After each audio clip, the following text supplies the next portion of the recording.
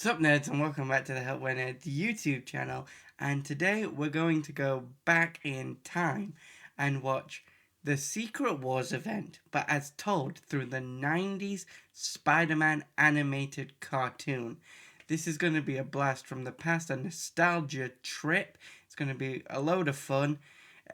What I remember of this was quite fun. It did take elements from the actual comics, but did its own thing within the universe and brought like a bunch of different animated shows together, which is exactly why the Secret Wars event happened in the comics. However, that was done specifically because the toy company Mattel wanted a way to boost toy sales of Marvel toys to compete with the rising sales of DC toys by a competing company, which I forget which company was releasing the DC toys, but I know it was Mattel that specifically asked for the Marvel comic run of Secret Wars in the 1980s. And yeah, so this is going to be fun. I know that there are definitely differences here from the comics. I I've read them a while back, so my knowledge on the original Secret Wars 1984 comics is a little rusty, so bear with me on that. I might not be 100% on things, but yeah, that's where we're getting from today. And what we're doing today, we're going to go back and watch this. It should be really cool, and yeah.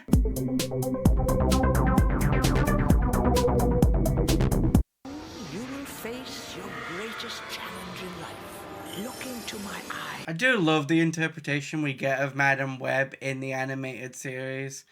So much better than the Madam Web movie that we got from Sony. And I do like how they use Madam Web to get Spider-Man into Battle World with the Beyonder and give Madam Web a relationship with the Beyonder. Like, sort of connecting the Beyonder's universal power with cosmic power, with the Web of Life and Destiny and Madam Web's relationship with all of that and all of the stuff with that.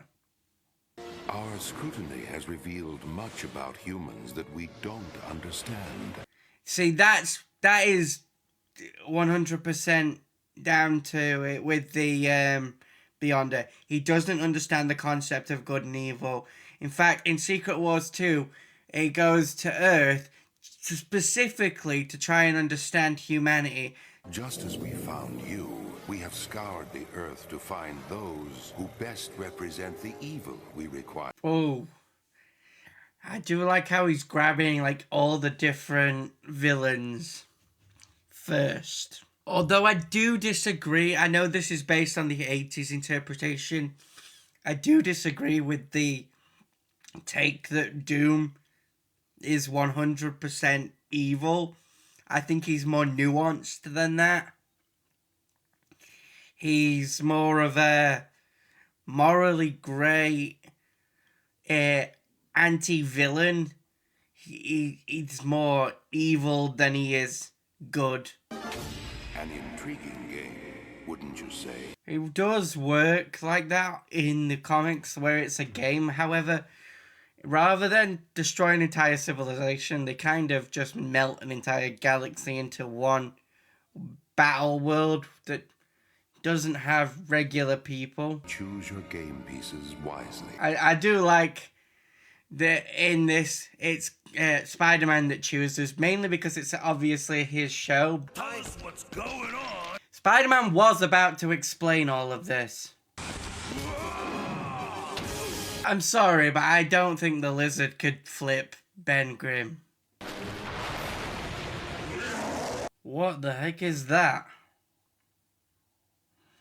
So, I do like how they've done all this, combining everything, but like I said, in the comics, they were all brought together by the Beyonder. Each individual person was grabbed by the Beyonder and then brought to Battle World. They weren't, Spider-Man wasn't there to choose them. They didn't all seem to come from Spider-Man's roster either. I know that Doom and the Red Skull are separate, but like that's about it. You have to have Doom in this because of reasons, because of Secret Wars, but like I personally wouldn't have had the Lizard. I think they've put the Lizard in here as a stand-in for the Hulk. I don't know why. I do like how they've done with that. Storm can control weather on any planet, and even storms, cosmic storms as well, like what created the Fantastic Four. Isn't a secret war. Ba-bum. And Blade and Morbius are gone. This has thrown me off. I don't understand what's going off here. We're getting Blade and Michael Morbius, but it is the right thing. It says Secret Wars Chapter 2. Okay. Oh, that explains it. Captain America? But that's impossible. I do like this because in this version, Storm's Black Cat's powers come from the super soldier serum. So her meeting Captain America is a big deal. Spider, won't you ever grow up? She's right here. He's being a bit selfish here. And I understand that this is a Spider-Man show, but Captain America has the most leadership potential here. So the fact that Spider-Man is in charge, especially on a mission against the Red Skull, makes no sense. Me and my big mouth. Why didn't you just set them up on a date, Spidey? Spider-Man getting jealous over Black Cat and Captain America bonding is hilarious. I mean, he's a man out of time, Spider-Man. He's old enough to be all of your grandfathers. How much time do you need? An hour. Doc, you only have 30 minutes. I hate things like that in shows where they're like, I need an hour, and you're like, you have 30 minutes. It doesn't work like that. If I need an hour, I need an hour. You can't just tell me I have less time than what I need. In actual fact, if you give me less time, I'm going to end up needing more. It's so annoying when they do that in shows. I understand it's a trope, but it's so annoying. I see it all the time across multiple mediums, and it really grinds my gears. Hang on! Oh, how many times is Kat gonna fall in this episode? Like, she's fallen off the cliff like 6 times. Of the wind, heed my call. Yeah, what has Storm been doing throughout all of this? Thanks. But I do like, she's in a relationship right now with Michael Morbius, and she just kissed Spider-Man. now the Fantastic Four are ready to move in on Doom's stronghold, a place he calls New Latveria. But now we get to see what the Fantastic Four have been up to, so this is going to be interesting. Now, if this sticks to comic book logic, Ben should get back his human form here, and Doom should try and usurp the Beyonder and take over his position. Now, I don't know how they're going to do that, because originally it takes some cosmic power from Galactus, which allows him to kind of stand up to the Beyonder and usurp power from him that way. But without Galactus here, I don't know what they're going to do. We'll see. But it'll be interesting.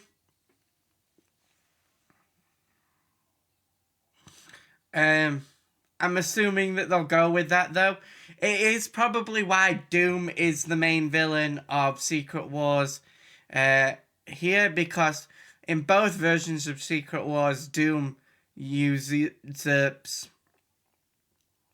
people. I might have spoilt something there, because it makes it look like he's been killed or harmed. Unexpectedly bombarded with strange radiation. And now we get the Fantastic Four's origin. Ben was forever turned into an ugly monster. And that fits Johnny's interpretation. I don't suppose we just ring the bell. You don't need to. This is what I was saying about Doom being an anti-villain. Like, he works he thinks he's doing the right thing, but he does it in nefarious ways. Yes, Doom has created an idyllic society. And this is the thing. This is why I said anti-villain. So, like, he does good things for his people. However, he is a dictator. He only does it as long as they fall within the lines of his purview.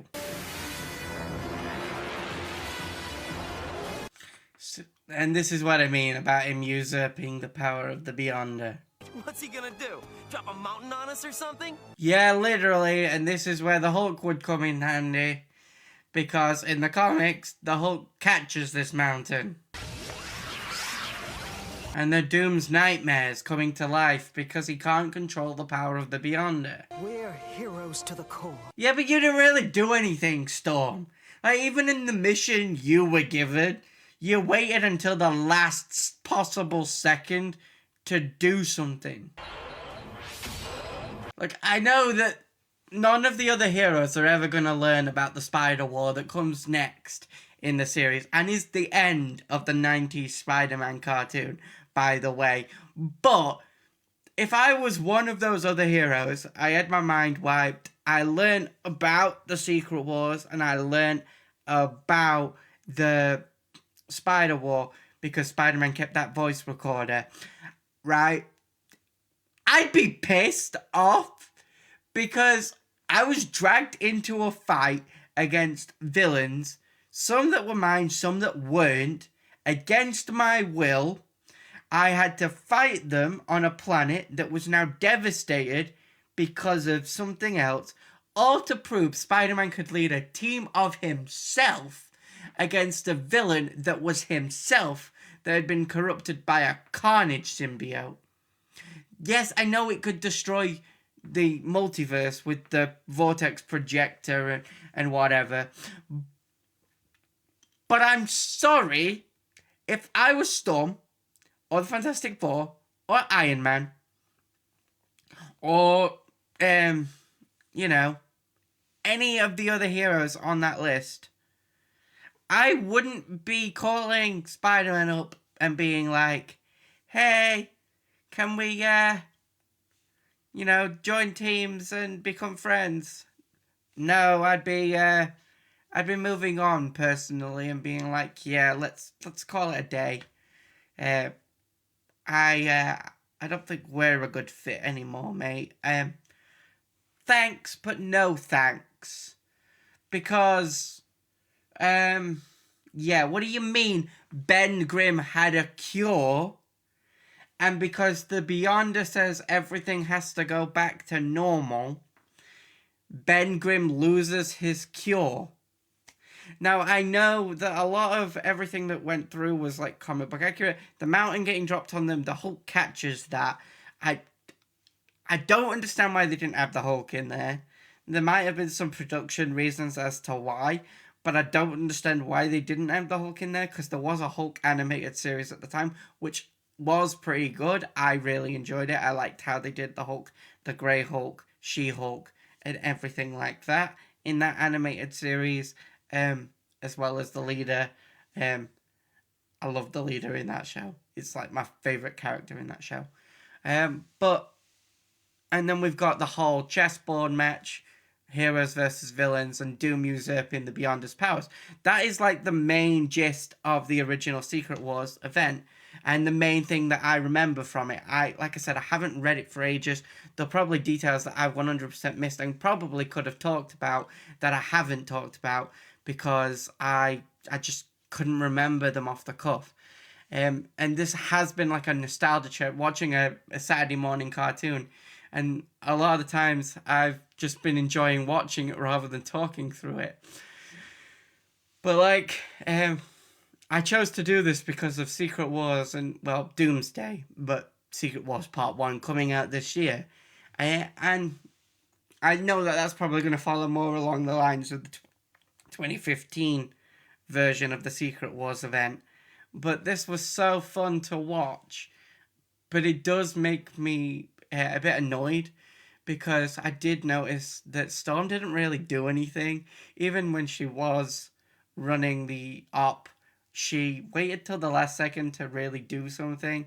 Although I will give them a shout out, and I know I did already do that. We'll give them a shout out for remembering Storm's powers do work cosmically and not just on Earth's ecosystem, with her being able to control weather on other planets and in space as well. So, shout out for that. You can tell that they did put a lot of thought into this.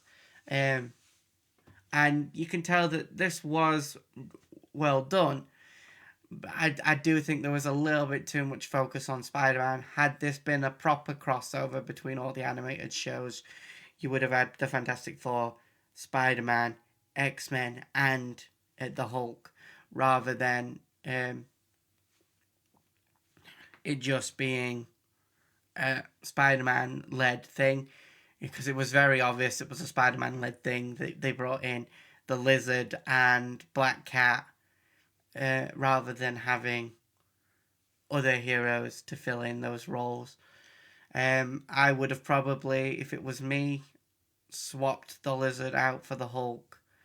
And maybe instead of bringing in Black Cat when they did their little pan round to the heroes, I would have brought Blade instead, because that's a different hero. And while it showed up in a Spider-Man episode, it's not a Spider-Man hero. But I get what they were going for, and I do really enjoy this. Let me know what your guys' thoughts were on this interpretation on Secret Wars, and let me know if you want me to watch more Saturday morning cartoons and like this, because I really enjoyed doing this. So with that then, guys, I'm going to bring this video to a close. If you've liked this video, don't forget to like and subscribe if you haven't already, and ring that notification bell for when we drop new content. And with that, stay happy, stay healthy, and most of all, and say it with me, stay nerdy. I'll see you in the next one.